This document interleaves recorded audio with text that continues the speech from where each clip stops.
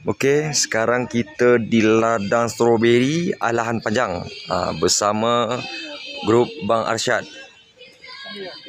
Ni.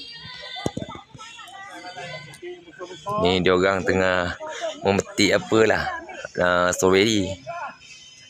Lepas dipetiknya nanti ditimbanglah. Ni kawasan dia. Oh, cantik sangat.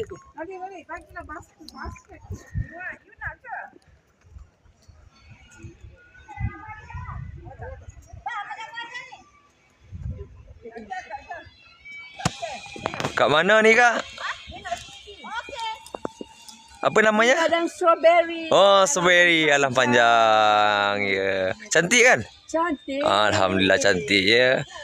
Tak menyesal kita kalau datang sini ya? Tak menyesal. Banyak buah strawberry. Banyak. Merah-merah. Merah-merah. Betul.